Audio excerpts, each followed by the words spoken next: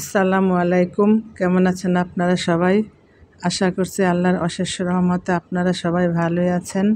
আলহামদুলিল্লাহ, আল্লাহ তাআলা আমাদেরকেও ভালো রেখেছে। প্রতিবারের মতো আজও নতুন একটা ভিডিও নিয়ে আপনাদের মাঝে হাজির হলাম। আশা করি আমার আজকের ভিডিওটা আপনাদের কাছে ভালো লাগবে। আমার ভিডিওটি যদি ভালো লাগে, আশা করি আমার সম্পূর্ণ ভিডিও জুড়ে আপনারা আমার পাশে থাকবেন। আর ভিডিওটি শুরু করলাম হলো গতকালকে সন্ধ্যার পরে থেকে, মাগরিব নামাজের পর। এই তো বারান্দায় একটু বসেছিলাম, এর মধ্যে কিছু আলো কিছু অন্ধকার, দৃশ্যটা দেখতে ভালো লাগতেছিল, তার মধ্যে একটু ভিডিও করে নিলাম। আর এই তো এটা হলো আর পরের দিন সকালবেলার ভিডিও। অফ ক্যামেরা নাস্তা খেয়ে নিয়ে এই তো সংসারের কাজে লেগে পড়েছি। আর এই তো জানালার গ্রিলগুলোর মধ্যে অনেক ধুলাবালি জমে আছে, একটু মুছে নিলাম। আর শীতের মধ্যে একটু ধুলাবালি বেশি থাকে, আর এগুলা প্রতিদিন না মুছতে পারলেও কয়দিন পর পর মোছা লাগে। আর এই তো এখন আমি পর্দাটাকে দিয়ে দিয়েছি, তা না হলে আরও অনেক ধুলাবালি এসে বাসার ভিতরে ভরে যায়। আর বাসাটা যেহেতু এখন রাস্তার ধারে, প্রচুর ধুলাবালি আসে, সেজন্য আমি সবসময় এখন পর্দাটা কীভাবে ফেলে রাখি।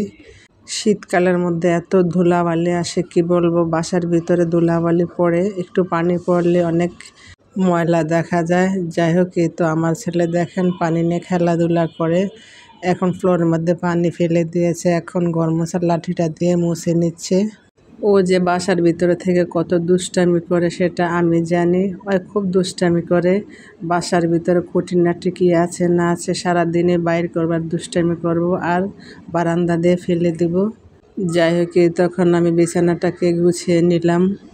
ভিডিওর শুরুতে আমার আপুদের কাছে একটা রিকোয়েস্ট করে নিচ্ছি, যারা আমার ভিডিওটি দেখছেন প্লিজ আমার ভিডিওতে একটা লাইক দিয়ে ভিডিওটি কন্টিনিউ করুন, কারণ আপনাদের একটা লাইক আমার ভিডিওটার অসংখ্য মানুষের কাছে পৌঁছে দিবে। আর আমার কথার মধ্যে কোনো ভুল ত্রুটি হলে আমাকে ক্ষমা করে দেবেন।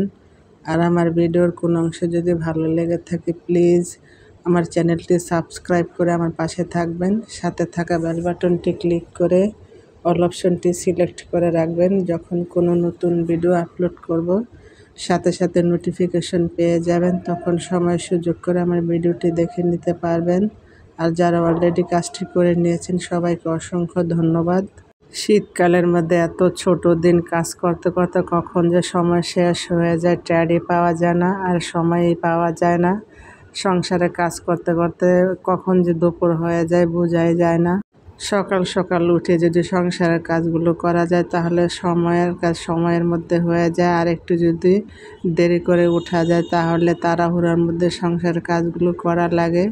একটা সংসারের ভিতরে নারীরা যে কতটা পরিশ্রম করে সেটা নারীরা জানে, আর পুরুষরা শুধু এক কাজ নিয়ে বসে থাকে। একটা সংসারকে গুছিয়ে পরিষ্কার পরিপাটি রাখা কতটা কষ্টের ব্যাপার সেটা নারীরা জানে। তারপরে তো বাচ্চা কাচ্চা আছে, বাচ্চাদেরকে সামাল দিতে হয়, তাদের সর্বদিকে খেয়াল রাখতে হয়। যাই হোক, কথা বলতে বলতে তো আমি পুরো রুমটাকে গুছিয়ে পরিষ্কার করে নিয়েছি। আর এদিকে আমার ছেলে দেখেন পাতিল নিয়ে কীরকম দুষ্টামি করতেছে, মাঝখানের রুমে পাতিলের মধ্যে পানি নিয়ে অনেক দুষ্টামি করে। ওর কাজই হলো বাসায় থেকে থেকে দুষ্টামি করা। আর আমার বাসার ভিতরে এখন পূর্ব দিক থেকে সারা দিন রৌদ্র থাকে, রৌদ্রের কারণে আমি পর্দাগুলোকে সবসময় এভাবে ঝুলিয়ে রাখি। তারপরও পর্দাগুলো ফেলে রাখলে এভাবে অন্ধকার দেখা যায়, সাথে কিন্তু লাইটও জ্বালিয়ে রেখেছি। পর্দাগুলো যখন আবার সরিয়ে দেয় তখন রুমের ভিতরে অনেক আলো চলে আসে, আর বেশি আলো চোখের মধ্যে লাগলে আমার কাছে একদমই ভালো লাগে না। তাই আমি সবসময় এভাবে পর্দাগুলোকে ঝুলিয়ে রাখি। যখন একটু রোদ লাগার প্রয়োজন হয় তখন আবার পর্দাগুলো সরিয়ে দেই। তারপরও আমার কাছে রৌদ্র খুবই ভালো লাগে। আর মেঘ বৃষ্টি একদিনের জায়গায় 2 দিন হলে সব কিছু স্যাঁতস্যাঁতে ভাব হয়ে যায়, একদমই ভালো লাগে না। আর রৌদ্র সবসময় ভালো লাগে। যাই হোক, এই তো এখন আমি শীতের জন্য কাঁথা কম্বল নামিয়ে এখন রোদে শুকাতে দেব। আর এগুলো গত শীতের মধ্যে আমি ধুয়ে রেখে দিয়েছিলাম, আর এখন এগুলোকে নামিয়ে একটু রোদে শুকিয়ে তারপরে গায়ে দেব। শীত আসার আগে যেমন অনেক কাজ থাকে, শীত গেলে অনেক কাজ থাকে।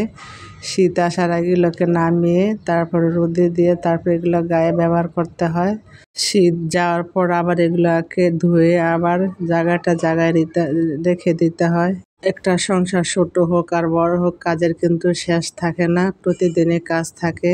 যাই হোক, এই তো আমি আমার দুই ছেলের শীতের কাপড়গুলোকে না আমি রোদে শুকাতে দিয়েছি, আর দুইটা ছোট কম্বল শুকাতে দিয়েছি। একটা আমার বড় ছেলেকে দিয়ে দিব মাদ্রাসায়, আর একটা বাসায় গায়ে দেব।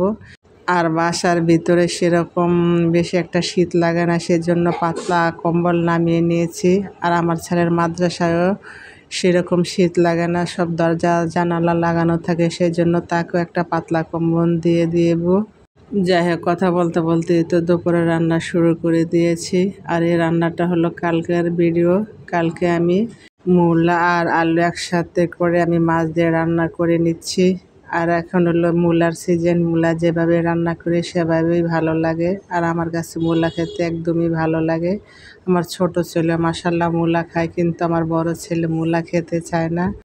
যাই হোক, আমার ভিডিওটি ভালো লাগলে লাইক করবেন, কমেন্ট করবেন, শেয়ার করবেন। আপনাদের ভালো কমেন্টে আগামী নতুন ভিডিও বানানোর উৎসাহ যোগায়। আর অনেকে আছেন আমার ভিডিওটি দেখেন কিন্তু ভিডিওতে লাইক দিতে ভুলে যান। প্লিজ হার্ডলি রিকোয়েস্ট রইল, আমার ভিডিওতে একটা করে লাইক দিয়ে যাবেন। লাইক দিলে তো আপনাদের কোনো ক্ষতি হবে না। আপনাদের একটা লাইক আমার ভিডিওটি আরও 10 জন মানুষের কাছে পৌঁছে দেয়। আপনাদের জন্য অনেক কষ্ট করে ভিডিও বানাই। একটা ভিডিও বানাতে অনেকটা কষ্ট হয়, তাই আমার কষ্টের কথা বিবেচনা করে আমার পুরো ভিডিওর অংশ জুড়ে থাকবেন। কি ভিডিওটি টেনে টেনে দেখবেন না, হয়তো দেখতে দেখতে ভালো লেগে যেতে পারে। আর লাইক দেখলে মোটিভেট হয়ে নতুন ভিডিও বানানোর আগ্রহ বাড়ে। যাই হোক, তো আমার তরকারি রান্না হয়ে গিয়েছে, এর মধ্যে কিছু ধনেপাতা কুচি দিয়ে দিলাম। যাই হোক, সামনের দিনগুলো যেন সবার খুব সুন্দর ও মঙ্গলময় হয়, সে দোয়া সবসময় থাকবে। সেই দোয়া এবং ভালোবাসা নিয়ে আজকের ভিডিওটা এখানে শেষ করে দেই। সে পর্যন্ত আপনারা ভালো থাকবেন, সুস্থ থাকবেন, নিজেদের খেয়াল রাখবেন। আমিও আমার পরিবারের জন্য দোয়া করবেন। আমিও সবার জন্য দোয়া করি। আল্লাহ পাক যাতে সবাইকে ভালো রাখে, সুস্থ রাখে, নিরাপদে রাখে। আল্লাহ হাফেজ। আসসালামু আলাইকুম।